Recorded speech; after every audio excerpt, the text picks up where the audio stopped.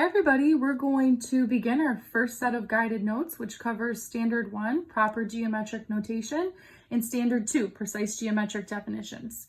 We're going to start out this first section talking about basic geometric figures and something we like to call undefined terms. So undefined terms is referring to these three terms: points, lines, and planes. And the reason we call these terms undefined is because they are so difficult to talk about and to describe, as you'll see here in a moment. And these three terms, points, lines, and planes, are basic geometric figures because they make up everything else that we're going to be talking about. So the first term, a point, hopefully that's familiar to you from Algebra 1. A point is simply a location in space. Location in space. And in algebra, you're used to a point looking like this, just a closed circle. So over here for the diagram for a point, this is what we're used to seeing it as, probably on a graph. And although we draw a point like this, it's important to note that a point has no size or shape. Has no size or shape. So in our physical world, it doesn't actually take up any space, but we do draw the diagram here as a closed circle, a point. And we need a letter, an uppercase letter, to title a point. So make a very important note that a point has to be an uppercase letter. So this is point A, and this would be the diagram. When we want to write about a point, the symbol would just be an uppercase letter A. So just an uppercase letter by itself would be a symbol for a point. The next term to look at is a line, and from algebra we're familiar with a line being a straight object. Straight object, and we're used to drawing a line with arrows on the end. So we could say a straight object that extends forever. It's important to note that. Straight object that extends forever. And although we're going to draw it as a straight object with arrows on the end, we need to note that it has no thickness. A line has no thickness. For a diagram of a line, I can draw a straight object with an arrow on both ends. And on this diagram, I'm going to put 2 points, point A and point B. So this would be titled line AB. For the symbol, I will put 2 capital letters next to each other, and above them, I will draw a line with an arrow on each end. So this is the symbol for line AB. Because both sides of this line extend forever, we can switch the order of the letters. The order of the letters does not matter. So I could also title this line BA. Order does not matter, both would work. And the last undefined term here is plane. And a plane is a flat surface that extends forever.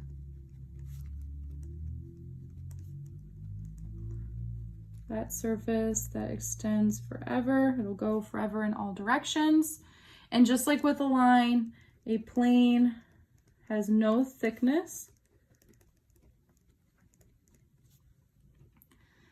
The best way I can describe a plane to you is to think of a piece of paper, like the piece of paper that we're taking notes on right now. Except for there are no edges on the sides of the piece of paper. It will extend forever in every direction. So the best way I can draw a diagram of a plane is honestly to sketch like a rectangle that looks like a piece of paper. And then I can throw some points on it, point A, point B, point C, so that we could talk about this plane. There's not a specific symbol for plane, so we have to write the word plane. And you have to use 3 letters when talking about a plane. So I could call it plane A, B, C. And the order of the 3 letters doesn't matter, just like with the line. So I could call it plane CAB. I could mix up the letters, but I have to use 3 capital letters that represent points on that plane. The next two terms in this section, collinear and coplanar, sound a lot alike. Collinear, what is the root word there? The root word is line. So collinear means points on the same line. Points on the same line. And I can do a really quick sketch. Draw a line. Throw some points on here. Got a point P, Z, A, R. So I could say that points P, Z, A, and R are collinear because they fall on the same line. Well, coplanar also has a root word, plane. And if collinear means points on the same line, then coplanar means points on the same plane. So I can sketch a plane here. Looks like a rectangular piece of paper. Throw some points on it. D, H, K, J. And I could say points D, H, K, and J are coplanar because they fall on the same plane. All right, next up, let's define figures in terms of the basics. So there are three terms here that we're going to define, and we're going to come up with a diagram. And those three terms are segment, ray, and angle. So here are the three terms that we're going to pay special attention to. A segment is a part of a line.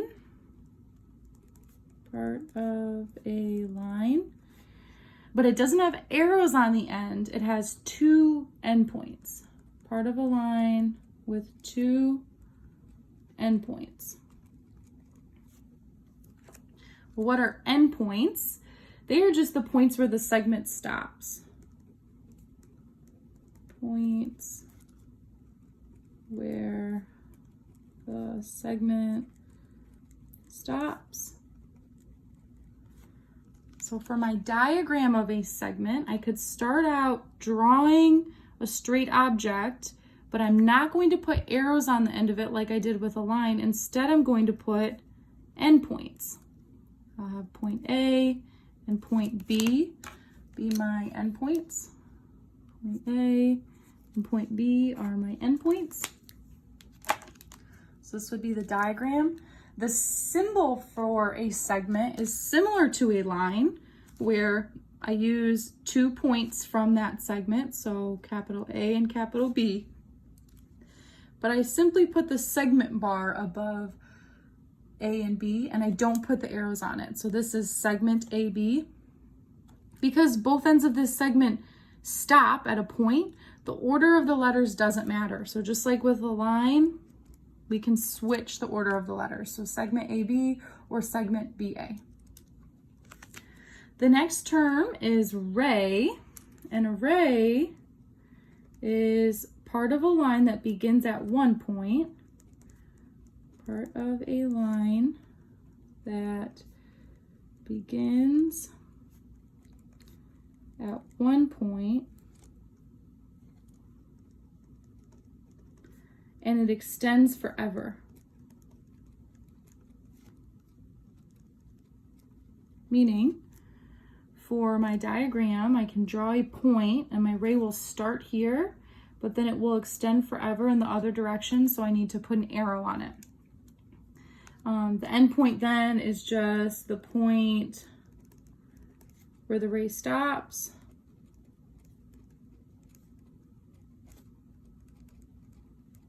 So here, point C would be my end point.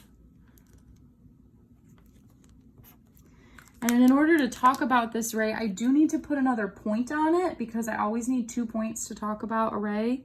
So I'm just going to add another point somewhere on the ray, and I'll call it point D. So I can use 2 letters for my symbol, CD, but I have to be careful how I draw the ray above the 2 letters. Because this ray starts at point C, I have to draw my ray going like this, showing that C is my endpoint and the ray will extend past point D forever in this direction. So this is different from how you can switch the order of the two letters like we can with a segment or like we could with a line. You cannot switch the order of the two letters and do this, because this would show ray DC would show that D is the endpoint and it extends forever past C. And that's not what's happening in this diagram. So we cannot write it like this. Rays have to be listed, the symbol with the ray going in the direction that it extends forever. So it goes past point D, and I need to show that when I write the symbol. All right, next up we've got angle. And an angle is made up of two rays. So we just talked about rays. An angle is made up of two rays with a common endpoint. You could say a common, or you could say a shared. Two rays with a common endpoint. So I'm going to go ahead and draw that. So I'm going to draw one ray going in this direction. A ray has an endpoint. I'll call it BA. So ray BA. And then B is my common endpoint, so I'll draw another ray going in this direction. I'll just call this one BC. So here's my angle. The vertex is this point that the rays share. The point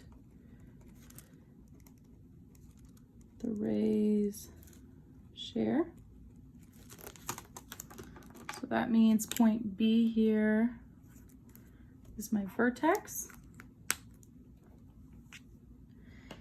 Interior, we know that word, is referring to this space inside my angle.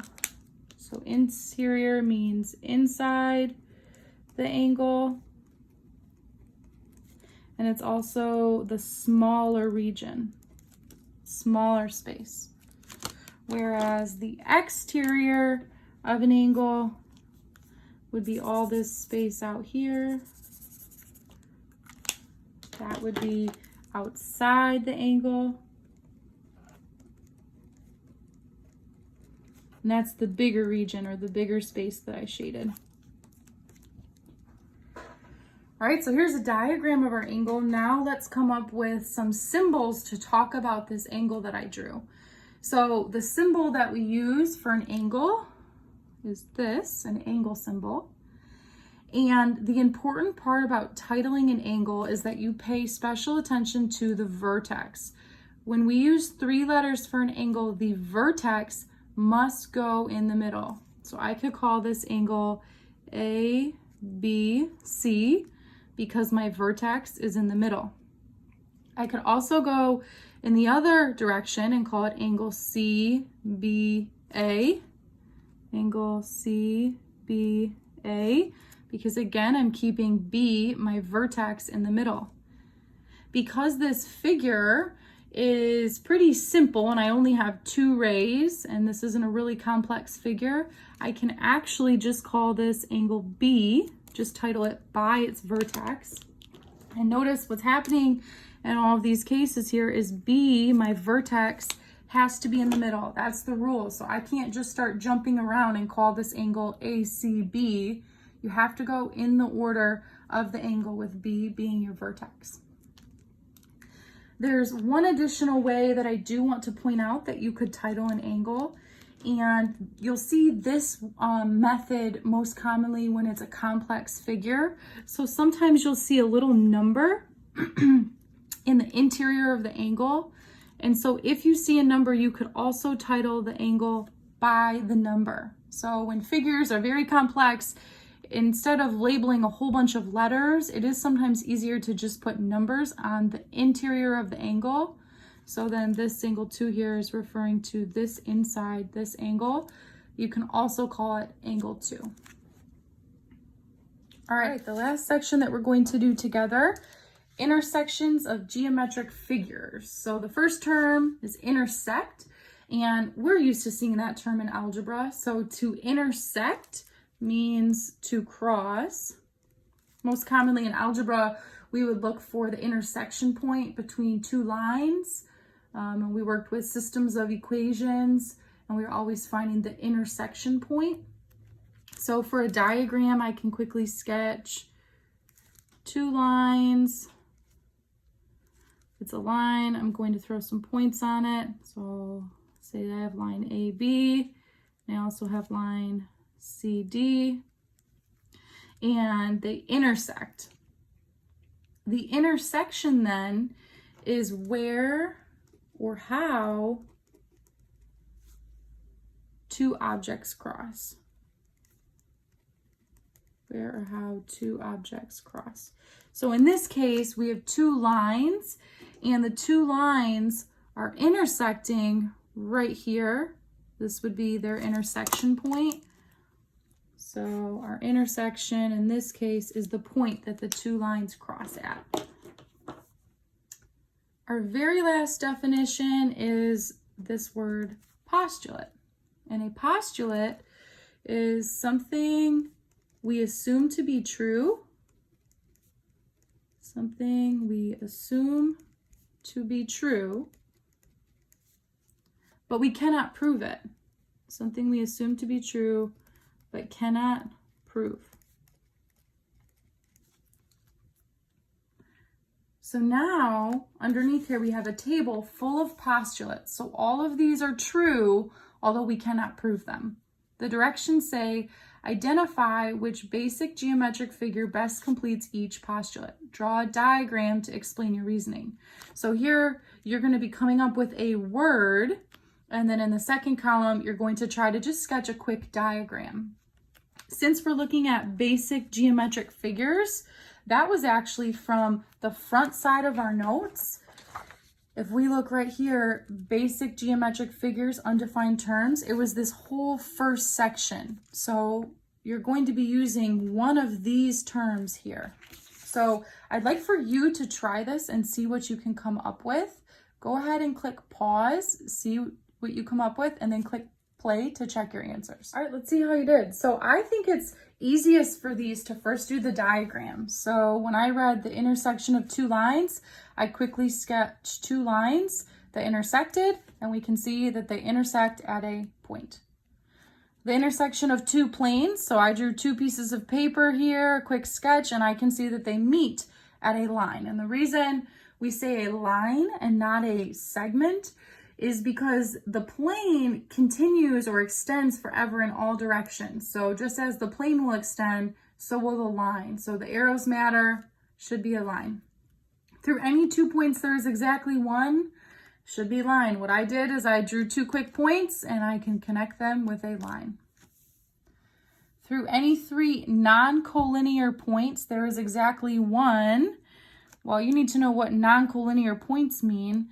This here is talking about non-collinear, meaning not a straight line. So I just sketched 3 points that could not form a straight line, and we can have exactly 1 plane around those points, or a plane that those 3 non-collinear points fall on. If 2 points are in a plane, so I drew 2 points inside my plane, then the line that contains them, it's also on the plane, or the word that we were looking for here, the term, we could say that it is coplanar. So hopefully this was a good introduction to some of the stuff we're going to be learning this year in geometry. Thanks for watching.